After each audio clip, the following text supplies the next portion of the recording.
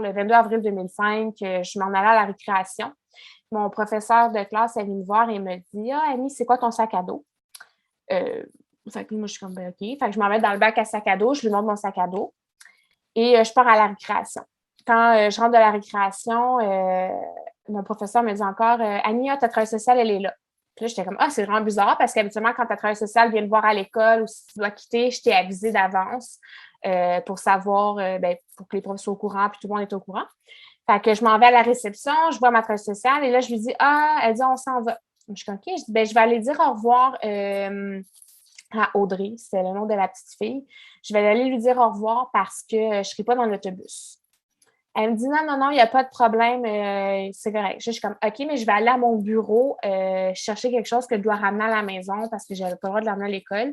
Puis je me souviens très bien ce que je vais aller chercher dans mon bureau. J'avais amené un signe, un toutou en forme de cygne. J'avais amené ça à l'école pour le montrer, puis je trouvais que ça me sécurisait. Puis là, elle est comme: «Non, non, non, il n'y a vraiment pas de problème, c'est correct.» Fait que je suis parfait. Puis quand on est parti, je suis partie avec mon frère. Et je me suis rendu compte que le petit garçon aussi qui était avec nous en même temps est parti aussi de l'école. On allait tout à la même école.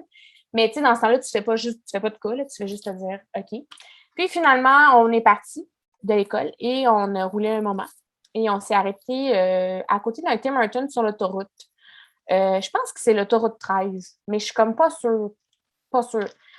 Puis on me dit: «Annie, tu ne retournes plus dans ta famille d'accueil.»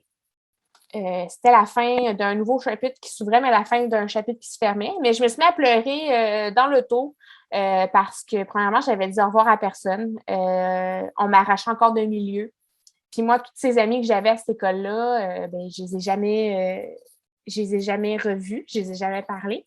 Et moi, cette fin de semaine-là, j'étais retirée le 22 avril 2005. Puis la fin de semaine qui arrivait, j'avais un spectacle de patinage artistique que je n'ai jamais fait. Puis la semaine suivante, j'avais mon spectacle de chant. Je chantais Fille de ville de Marie-Hélène Thibert. Puis j'étais vraiment préparée, je suivais des cours de chant, puis tout ça, puis j'ai jamais fait finalement ce spectacle-là. J'ai jamais repris le chant et je n'ai jamais repris le patinage artistique. Et c'est ça, on est allé manger au Saint-Hubert. Puis en 2005, on avait le droit encore de fumer dans les restaurants. Fait qu'il y avait une section non-fumeur puis une section fumeur.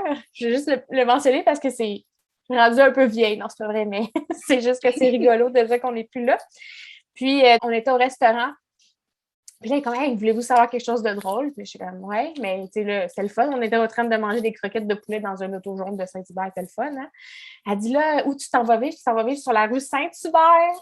Mais j'étais en train de manger au Saint-Hubert. Fait que, tu sais, c'était vraiment le fun.